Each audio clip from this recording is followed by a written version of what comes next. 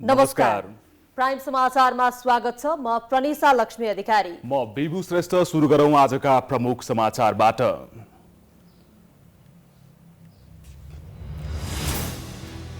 अर्थमन्त्री महतद्वारा आर्थिक वर्ष 2081-82 को बजेटका सिद्धान्त र प्राथमिकता संसदमा प्रस्तुत। अर्थतन्त्र लयमा फर्किँदै गरेको भए पनि चुनौती कायमै रहेको भनाई। विपक्षी दलका सांसदहरूले उठाएका प्रश्नको जवाफ दिन सरकारलाई सभामुखको रुलिङ। फागुन 18 गते सरकारले जवाफ दिने। एमाले संसदको अवरोध हटाउन सहमत।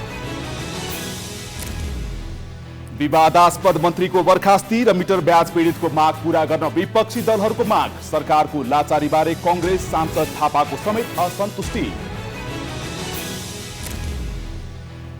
भोजपुरका अधिकांश किसान विषादी रहित कृषिजन्य उत्पादनमा व्यस्त। बाँझो जमिनको सदुपयोग गर्दै किसानहरू मनज्ञ आर्जन गर्न सफल। र अखिल नेपाल फुटबल संघ एन्फाका वरिष्ठ उपाध्यक्ष सहित 9 केन्द्रीय सदस्यद्वारा साधारण सभा बहिष्कार। मनपरी एजेन्डा तय गरेको आरोप। प्राइम समाचार अब विस्तारमा। प्रतिनिधि सभाको बैठकमा अर्थमन्त्री डाक्टर प्रकाश शरण महतले आर्थिक वर्ष 2081-82 को बजेटका सिद्धान्त र प्राथमिकता प्रस्तुत गरेका छन्। आज बसेको बैठकमा अर्थमन्त्री डाक्टर महतले बजेटका प्राथमिकता र सिद्धान्तमाथि छलफल गरियोस् भनी प्रस्ताव पेश गरेका हुन्। सरकारको खर्च बेहोर्ने प्रमुख स्रोतका रूपमा रहेको राजस्व परिचालनलाई प्रभावकारी बनाइनेछ। व्यवसाय र लगानी मैत्री कर नीति लिइनेछ। कर प्रणाली पुनरावलोकन गर्न गठित समितिको सुझाव समेतका आधारमा कर प्रणालीलाई सुधार कार्य अगाडि बढाइनेछ। सरकारले बजेटमाथि पर्याप्त छलफल गर्नका लागि 3 महिना अघि नै छलफल थाल्ने गरी आज संसदमा पेश गरेको हो। बजेटको सिद्धान्त र प्राथमिकता प्रस्तुत गर्दै उनले मुलुकको अर्थतन्त्र लयमा फर्किँदै गरेको भए पनि चुनौतीपूर्ण अझै रहेको बताएका छन्। प्री बजेट प्रस्तावमाथिको छलफल फागुन 21 गते दलीय आधारमा गर्ने कार्यक्रम रहेको छ। यस्तै फागुन 21, 22, 23 र 30 गते संसदमा छलफल गर्न समय निर्धारण गरिएको छ। अब हामी प्रस्तुत गर्दैछौं अर्थमन्त्री महतले संसदमा पेश गर्नुभएको प्री बजेट प्रस्तावको पूर्ण पाठ हेरौं। संसदमा अर्थमन्त्री महतले प्रस्तुत गरेको प्रस्ताव कस्तो छ? प्रमुख स्रोतका विकासको अवधारणालाई आन्तरिकीकरण गर्दै लगिनेछ। हरित अर्थतन्त्रको विकास र प्रवर्धनका लागि नीतिगत, कानुनी र संस्थागत प्रबन्ध गरिनेछ। जलवायु परिवर्तनबाट नेपालमाथि परेको प्रतिकूल प्रभाव न्यूनीकरण गर्न क्षतिपूर्ति दिने विषयलाई अधिकारको रूपमा स्थापित गर्न अन्तर्राष्ट्रिय मञ्चमा प्रभावकारी ढङ्गले प्रस्तुत गरिनेछ। जलवायु परिवर्तनबाट नेपाललाई परेको प्रभावलाई मध्यनजर राखी अनुकूलन र न्यूनीकरणका कार्यक्रममा अन्तर्राष्ट्रिय विकास सहायता परिचालन गर्न पहल गरिनेछ। सम्माननीय सभामुख महोदय, अब म विनियोजन विधेयक 2081 का प्राथमिकता प्रस्तुत गर्ने अनुमति चाहन्छु। जलविद्युत विकास। जलविद्युतमा आन्तरिक र बाह्य लगानी प्रवर्धन गरी उत्पादन वृद्धि गरिनेछ। जलविद्युतको आन्तरिक खपतमा वृद्धि गरी मुलुकमा हरित अर्थतन्त्रको विकास गर्न जोड दिइनेछ। जलविद्युतलाई अर्थतन्त्रको महत्त्वपूर्ण मेरुदण्डको रूपमा विकास गरी आन्तरिक आवश्यकता पूर्तिका साथै निर्यातमा जोड दिइनेछ। निर्माणाधीन विद्युत आयोजनाहरू र प्रसारण लाइनको लागत मूल्य बढ्न नदिन निर्धारित समयमा सम्पन्न गर्न जोड दिइनेछ। हिउँदयाममा हुने ऊर्जा आपूर्तिको कमी पुरा गर्न ठुला तथा जलाशयुक्त आयोजनाहरूको निर्माण प्रारम्भ गरिनेछ। विद्युत सेवाको पहुँच नपुगेको क्षेत्रमा विद्युत सेवा उपलब्ध गराउन सौर्य ऊर्जा र अन्य नवीकरणीय ऊर्जाको विकासमा जोड दिइनेछ। अन्तर्देशीय विद्युत प्रसारण लाइनको निर्माण गरी विद्युत निर्यातको लागि आवश्यक पूर्वाधार तयार गरिनेछ। ग्रिन हाइड्रोजनको विकास र लगानीको सम्भाव्यता अध्ययन अगाडि बढाइनेछ। कृषिको आधुनिकीकरण तथा व्यावसायिकरण। कृषि उपजमा आत्मनिर्भरता हासिल गर्न अन्न, फलफुल, तरकारी, दूध, अन्डा र मासुको उत्पादन, भण्डारण, प्रशोधन एवं वितरण प्रणालीमा सुधार गर्दै व्यावसायिकरणमा जोड दिइनेछ। कृषिमा रहेको उच्च उत्पादन लागत कम गर्न व्यावसायिकरण र आधुनिक प्रविधिमा जोड दिइनेछ। आन्तरिक उत्पादनलाई प्रतिस्पर्धी बनाउन संरक्षण र उत्पादनमा आधारित अनुदान दिने नीतिलाई कार्यान्वयन गरिनेछ। रासायनिक मलको दिगो आपूर्ति व्यवस्था मिलाइनेछ। मुलुकमा नै रासायनिक मल कारखाना खोल्ने प्रक्रियालाई अगाडि बढाइनेछ। प्राकृतिक र प्राङ्गारिक मलमा आधारित खेतीलाई प्रोत्साहन गरिनेछ। पहाडका टार र तराई मधेसका थप क्षेत्रमा सिँचाइ सुविधा विस्तार गर्न जोड दिइनेछ। सहुलियतपूर्ण कर्जा, उन्नत प्रविधि तथा तालिम, सिँचाइ सुविधा, मल बिउको उपलब्धता सुनिश्चित गरी कृषि उपजको उत्पादकत्व अभिवृद्धि गरिनेछ। सङ्घ, प्रदेश र स्थानीय तहको समन्वयमा कृषि उत्पादन, बजारीकरण र वितरण व्यवस्था मिलाइनेछ। जमिनको चक्लाबन्दी तथा बाँझो जमिनको उपयोग गरी व्यावसायिक खेतीलाई प्रोत्साहन गरिनेछ। कृषि क्षेत्रमा सिपयुक्त जनशक्ति र कृषि उद्यमीलाई गुरु किसानको रूपमा विकास गरी उद्यमी बन्न चाहने युवालाई प्रोत्साहन गरिनेछ। कृषि बजार प्रबन्धनमा जोड दिनेछ। उच्च मूल्ययुक्त गैर काष्ठजन्य उत्पादनमा लगानी अभिवृद्धि गरिनेछ। पर्यटन विकास, गुणस्तरीय पर्यटन पूर्वाधार विकास गरी नेपाललाई आकर्षक पर्यटक गन्तव्यको रूपमा विकास गरिनेछ। थप धार्मिक, सांस्कृतिक एवं मनोरम प्राकृतिक तथा पर्यटकीय गन्तव्यको पहिचान गरी पूर्वाधार विकास गरिनेछ। प्रमुख पर्यटकीय क्षेत्रमा पर्यटन पूर्वाधार विकास गर्नुको साथै पर्यटन पूर्वाधार निर्माणमा प्रोत्साहन गरिनेछ। पोखरा र भैरवा विमानस्थललाई पूर्ण क्षमतामा सञ्चालनमा ल्याउन देखिएका अडचनहरूलाई हटाइनेछ। निजगढ विमानस्थलको लगानी ढाँचा टुङ्गो लगाई निर्माण प्रक्रियालाई अगाडि बढाइनेछ।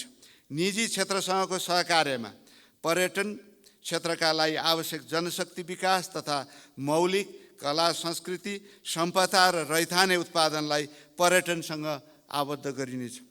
सूचना प्रविधिको विकास, प्रचुर सम्भावना बोकेको सूचना प्रविधि क्षेत्रमा पूर्वाधार विकास, सहुलियत र प्रोत्साहन दिने नीतिलाई निरन्तरता दिइनेछ। डिजिटल नेपाल फ्रेमवर्कलाई कार्यान्वयन गर्दै सूचना प्रविधि उद्योगलाई सफ्टवेयर र सेवा निर्वाह तथा रोजगारीको आधारको रूपमा विकास गरिनेछ। सूचना प्रविधिको उपयोगको माध्यमबाट सेवा प्रवाहलाई सरलीकरण गरिनेछ। इनोभेसन सेन्टर र स्टार्टअपको प्रवर्धन र विकासमा जोड दिइनेछ। डिजिटल भुक्तानी लगायतका सेवा विस्तार गर्न सार्वजनिक डिजिटल पूर्वाधार निर्माण तथा विस्तार गरिनेछ। औद्योगिक विकास र निजी क्षेत्र प्रवर्धन, निजी क्षेत्रलाई आर्थिक विकासको इन्जिनको रूपमा विकास गर्न आवश्यक नीतिगत प्रबन्ध गरी अनुकूल वातावरण बनाइनेछ। उद्योग स्थापना र सञ्चालनमा वित्तीय पहुँच सहज बनाइनेछ। औद्योगिक विकासमा वैदेशिक लगानी प्रवर्धन गरिनेछ। औद्योगिक क्षेत्रहरू पूर्ण क्षमतामा सञ्चालन गर्न आवश्यक सहयोग, समन्वय र सहजीकरण गरिनेछ। उद्योग सञ्चालनका लागि आवश्यक जग्गा प्राप्ति प्रक्रियालाई सरलीकरण गरिनेछ। बन्द भएका सार्वजनिक संस्थानलाई निजी क्षेत्रको सहभागितामा सञ्चालन गर्न पहल गरिनेछ। निजी क्षेत्र प्रतिस्पर्धा भएका क्षेत्रमा रहेका सार्वजनिक संस्थानको सेयर बिक्री वा व्यवस्थापन करारको माध्यमबाट सार्वजनिक संस्थानको विनिवेश गरिनेछ। वैदेशिक रोजगारीलाई सुरक्षित, मर्यादित र व्यवस्थित बनाउँदै विप्रेषणको औपचारिक आप्रवाह बढाउन थप सरलीकृत गरिनेछ। पूर्वाधार विकास, राष्ट्रिय गौरवका र रणनीतिक महत्त्वका आयोजनाहरूमा देखिएका समस्यालाई समाधान गरिनेछ। काठमाडौँ तराई मधेस द्रुत मार्ग, पूर्व पश्चिम जोड्ने लोकमार्गहरू, उत्तर दक्षिणी करिडोर समयमा नै निर्माण सम्पन्न गर्न जोड दिइनेछ। भौतिक पूर्वाधारका आयोजनाहरूलाई पर्यटन केन्द्रसँग जोड्ने, अधिक जनसङ्ख्यालाई लाभ पुग्ने, नयाँ सहर र उत्पादन केन्द्रलाई जोड्ने र टेवा पुग्ने गरी अघि बढाइनेछ। निर्माणाधीन अवस्थामा रहेका आयोजनाको सङ्ख्या नै अधिक रहेकोले यस्ता अधुरा आयोजनाको निर्माणमा स्रोत सुनिश्चित गरेर मात्र नयाँ आयोजनाहरू सुरु गरिनेछ। प्रमुख राजमार्गहरूको विस्तार, स्तरोन्नति तथा नियमित मर्मत सम्भार कार्यलाई गुणस्तरीय र समयबद्ध रूपमा सम्पन्न गरिनेछ। सडक यातायातलाई थप सुरक्षित र भरपर्दो बनाइनेछ। प्रमुख राजमार्गहरूमा नयाँ सहर स्थापना गर्ने गरी सहरी पूर्वाधार विकास गरिनेछ। अव्यवस्थित सहरलाई व्यवस्थित गर्ने र नयाँ ठाउँमा सम्भाव्य बस्तीलाई व्यवस्थित सहरको रूपमा विकास गरिनेछ। रणनीतिक महत्त्वका पूर्वाधारहरू सार्वजनिक निजी साझेदारीमा निर्माण गर्न आवश्यक कानुनी तथा संस्थागत व्यवस्था गरिनेछ। सामाजिक क्षेत्रको विकास। आम नागरिकलाई सरल र सहज रूपमा आधारभूत स्वास्थ्य सेवा उपलब्ध गराइनेछ। विशिष्टीकृत स्वास्थ्य सेवा प्रदान गर्न लगानी अभिवृद्धि गरिनेछ।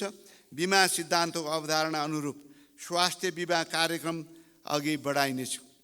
गुणात्मक स्वास्थ्य सेवा मार्फत बढीभन्दा बढी जनसङ्ख्यालाई स्वास्थ्य सेवा पुर्याइनेछ। सार्वजनिक विद्यालयहरूको शैक्षिक गुणस्तर सुधार गर्दै जीवन उपयोगी सिपयुक्त रोजगारीमूलक शिक्षामा जोड दिइनेछ। विद्यार्थी सङ्ख्याको आधारमा सार्वजनिक विद्यालयहरूको पुनर्नक्साङ्कन गरी विद्यालयहरूलाई सुविधा सम्पन्न बनाइनेछ। प्राविधिक र व्यावसायिक धारमा गुणस्तरीय उच्च शिक्षा प्रदान गर्न जोड दिइनेछ। उच्च शिक्षालाई अनुसन्धानमा आधारित बनाउन जोड दिइनेछ। आधारभूत र गुणस्तरीय खानेपानी सेवामा सबै नागरिक पहुँच स्थापित गरिनेछ। नेपाली युवाको क्रिकेट लगायतका खेलमा देखिएको बढ्दो अभिरुचिलाई मध्यनजर राखी प्रतिस्पर्धात्मक क्षमता अभिवृद्धि गर्न सरकारले थप लगानी गर्नेछ। खेलकुद पूर्वाधार विकासमा जोड दिनेछ। सामाजिक न्याय।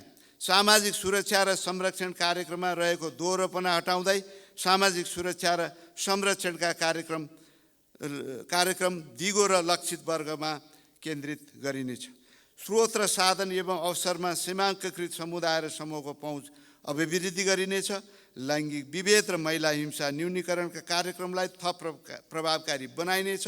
अपाङ्गता, वर्गीय, जातीय, क्षेत्रीय, भाषिक र लैङ्गिक आधारमा हुने विभेद र सबै प्रकारका छुवाछुत र कुरीतिको अन्त्य गर्न जोड दिनेछ। उत्पादन र वितरणको उचित संयोजन गरी आय असमानता कम गर्ने र गरिबी निवारण गर्ने कार्यक्रमलाई प्राथमिकता दिइनेछ। भूमिको एकीकृत र डिजिटल अभिलेखको आधारमा सेवालाई सहज र सरल बनाइनेछ। हरित तथा उत्थानशील विकास र विपद व्यवस्थापन। जलवायु परिवर्तनबाट सिर्जना हुने विपद न्यूनीकरण गरिनेछ। जलवायु परिवर्तन अनुकूलनका कार्यक्रमहरू सञ्चालन गरिनेछ। क्षेत्रगत नीति तथा कार्यक्रममा जलवायु परिवर्तनको विषयलाई आन्तरिकीकरण गरिनेछ। मानवजन्य र प्राकृतिक विपदबाट हुने क्षति र जोखिम न्यून गर्न पूर्व तयारीमा विशेष जोड दिइनेछ। जलवायु परिवर्तनको प्रभावले सिर्जना हुने आकस्मिक दायित्व व्यवस्थापनका लागि नवीनतम वैकल्पिक वित्तीय उपकरणहरूको विकास गरिनेछ। वन जङ्गलको संरक्षण र व्यावसायिक उपयोगलाई प्रवर्धन गरिनेछ। मानव तथा वन्य जन्तु मैत्री भौतिक पूर्वाधार विकास गरिनेछ। जनसाङ्ख्यिक लाभको उपयोग र युवा शक्तिको परिचालन। युवा लक्षित उद्यमशीलता विकास र आन्तरिक रोजगारी सिर्जना गर्दै युवाहरू कामका लागि विदेश जानुपर्ने परिस्थितिलाई कम गर्दै लगिनेछ। युवाहरूलाई व्यावसायिक सिप एवं प्राविधिक शिक्षा प्रदान गरी सिपयुक्त बनाइनेछ। खेलकुद प्रतियोगिता सञ्चालन र खेलाडीको क्षमता विकासमा जोड दिनेछ। सार्वजनिक र निजी क्षेत्रमा युवा शक्तिको क्षमता उपयोग गर्न इन्टर्नसिप कार्यक्रम सञ्चालन गरिनेछ।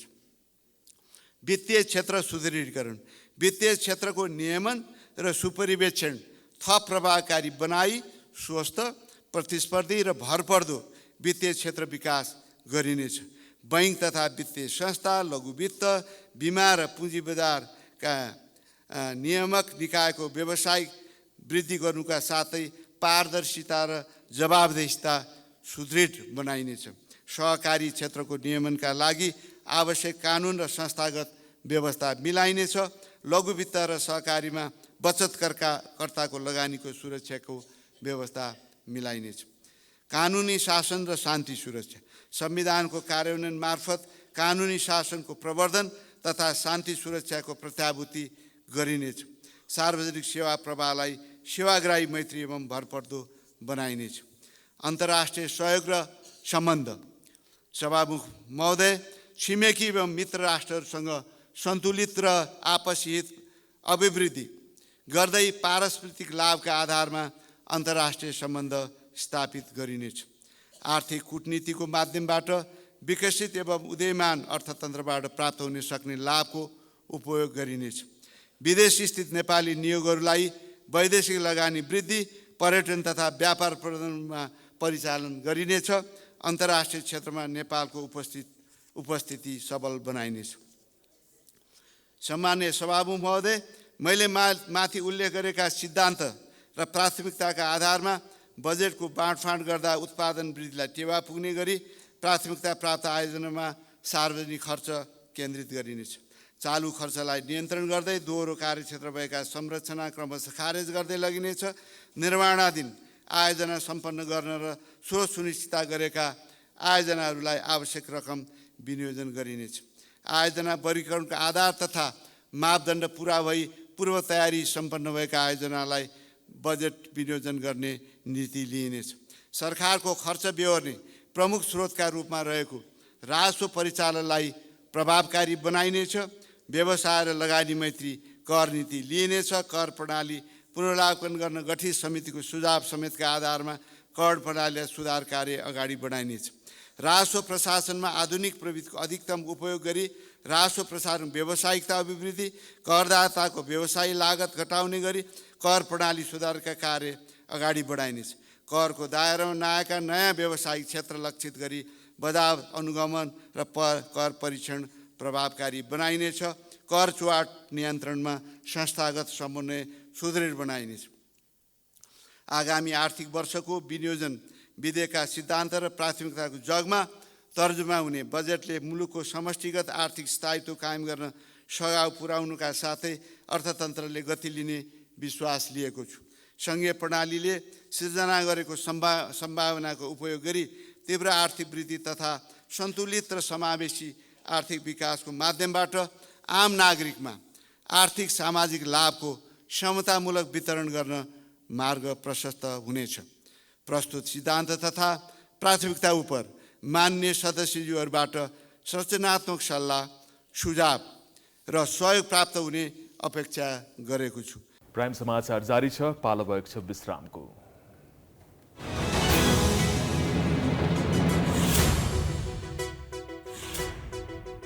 विश्रामपछि स्वागत छ। अब बाँकी समाचार।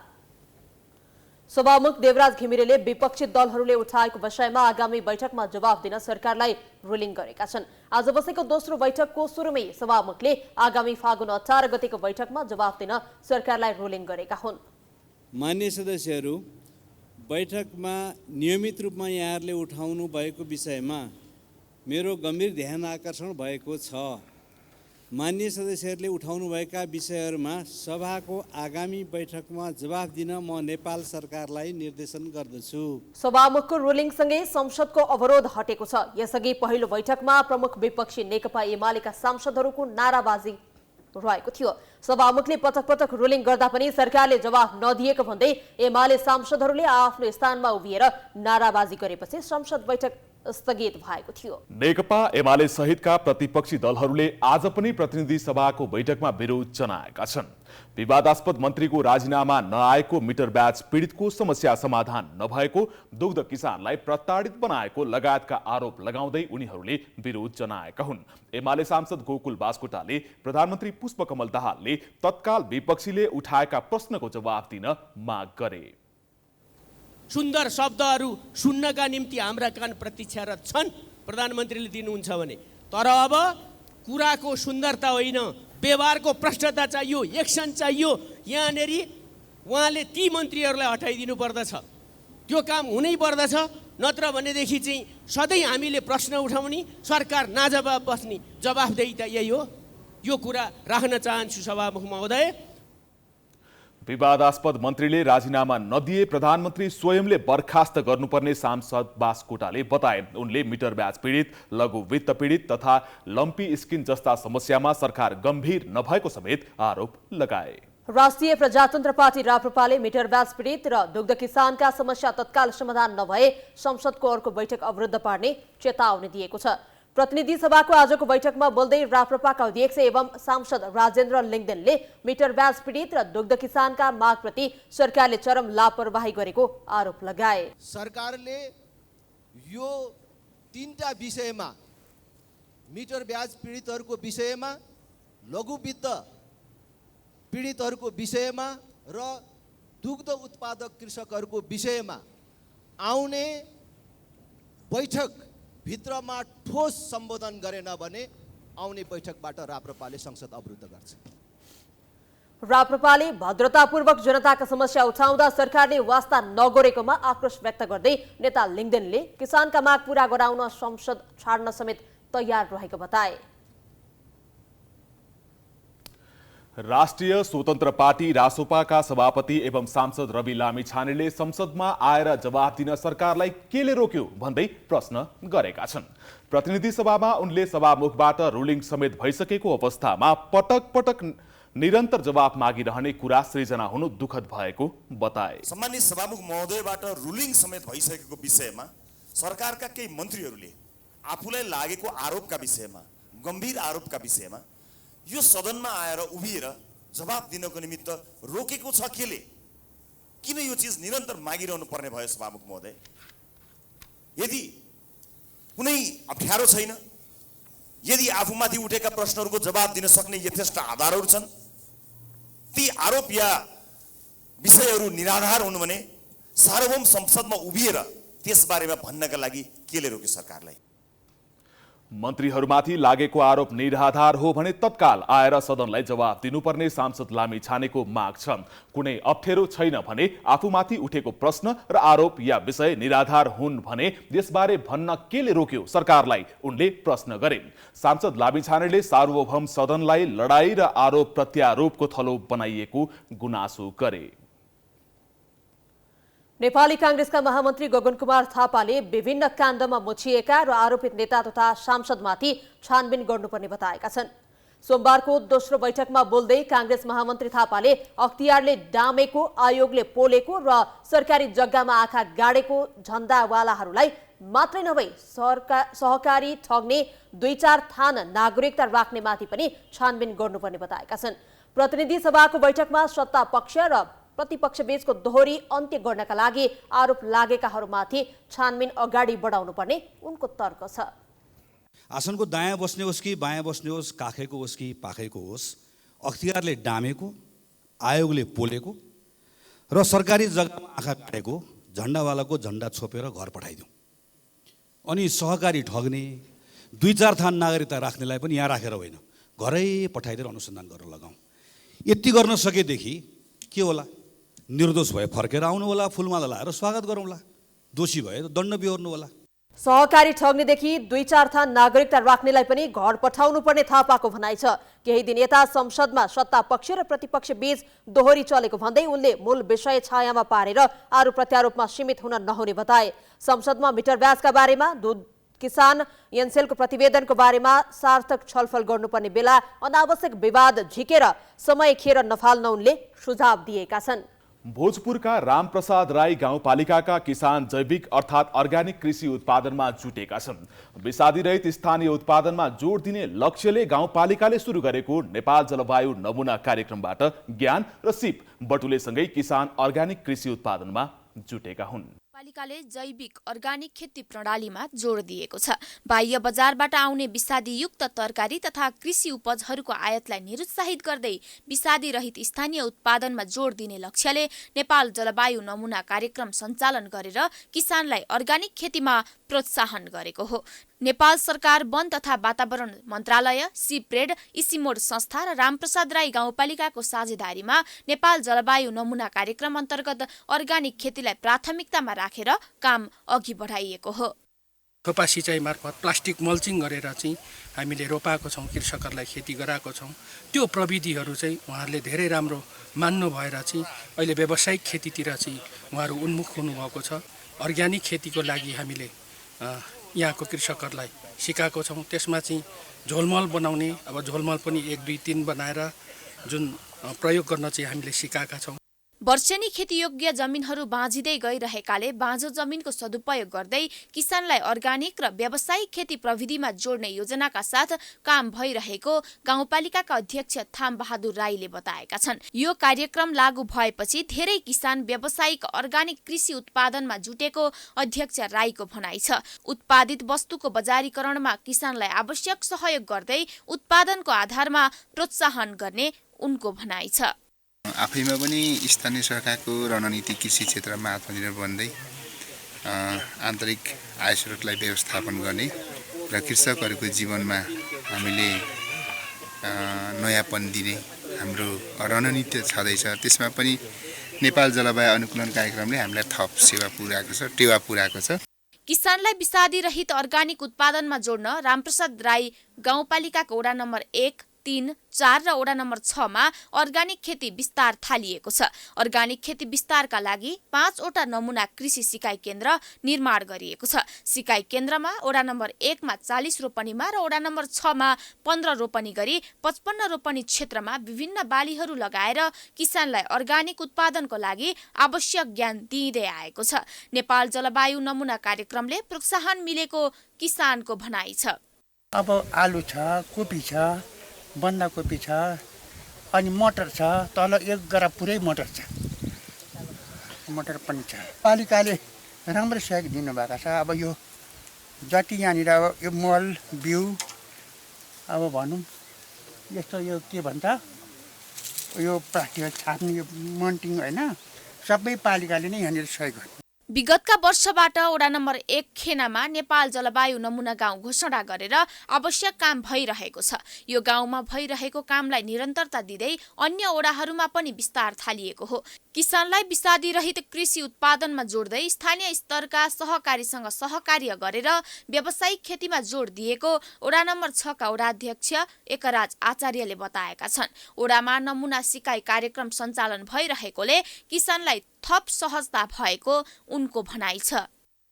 वडामा चाहिँ एउटा सहकारी छ वडा स्तरको, र त्यो सहकारी मार्फत हामी यहाँ भएका उत्पादनहरू चाहिँ काठमाडौँको बजारसँग जोड्न खोजिरहेका छौँ, ताकि यहाँको कृषकले उत्पादन गरेका चिजहरू बढीभन्दा बढी मूल्यमा बेच्न पाउनुहोस् र उहाँहरूको आय आर्जन चाहिँ वृद्धि गर्नुहोस् र उहाँको जीवनयापन चाहिँ सहज ढङ्गले होस् भन्ने हामीले त्यो परिकल्पना गरेका छौँ। जलवायु अनुकूलन कार्यक्रम अन्तर्गत कृषि लगायत अन्य वातावरण संरक्षण सम्बन्धी कार्य गर्नको लागि यो वर्ष 1,50,00,000 बजेट रहेको गाउँपालिकाले जनाएको छ। यो बजेटबाट जलवायु परिवर्तनलाई ध्यानमा राख्दै कृषिसँगै मुहान संरक्षण, पैदल पर्यटकीय क्षेत्रको विकासमा समेत काम भइरहेको छ। यहाँ उत्पादन हुने विभिन्न खालका बालीहरूको व्यवस्थापनका लागि मिश्रित बाली, घुम्ती बाली र प्लास्टिक टनेलमा तरकारी खेती, बालीको जातीय परीक्षण गर्ने, स्थानीय रैथाने बालीको संरक्षण गर्ने लगायत काम भइरहेको छ। प्राइम टेलिभिजनका लागि भोजपुरबाट गणेश बिष्टको रिपोर्ट। अब खेलकुद समाचार।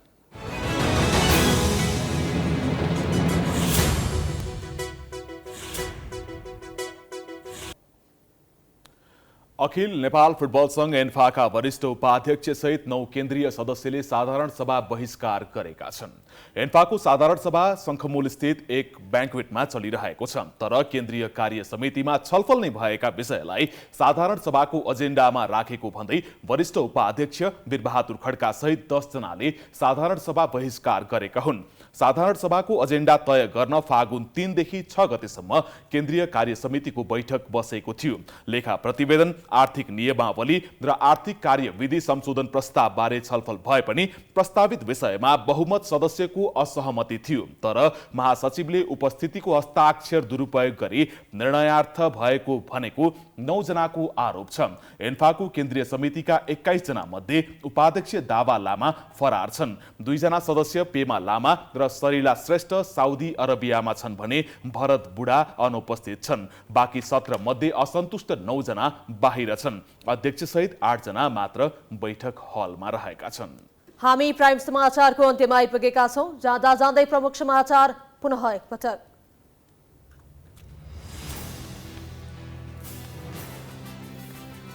अर्थमन्त्री महतद्वारा आर्थिक वर्ष 2081-82 को बजेटका सिद्धान्त र प्राथमिकता संसदमा प्रस्तुत। अर्थतन्त्र लयमा फर्किँदै गरेको भए पनि चुनौती कायम रहेको भनाई। विपक्षी दलका सांसदहरूले उठाएका प्रश्नको जवाब दिन सरकारलाई सभामुखको रुलिङ। फागुन 18 गते सरकारले जवाफ दिने एमाले संसदको अवरोध हटाउन सहमत। विवादास्पद मन्त्रीको बर्खास्ती र मिटर ब्याज पीडितको माग पूरा गर्न विपक्षी दलहरूको माग। सरकारको लाचारी बारे कांग्रेस सांसद थापाको समेत असन्तुष्टि। भोजपुरका अधिकांश किसान विषादी रहित कृषि जन्य उत्पादनमा व्यस्त। बाझो जमिनको सदुपयोग गर्दै किसानहरू मनज्ञ आर्जन गर्न सफल। र अखिल नेपाल फुटबल संघ एन्फाका वरिष्ठ उपाध्यक्ष सहित 9 केन्द्रीय सदस्यद्वारा साधारण सभा बहिष्कार। मन पर्यो एजेन्डा तय गरेको आरोप।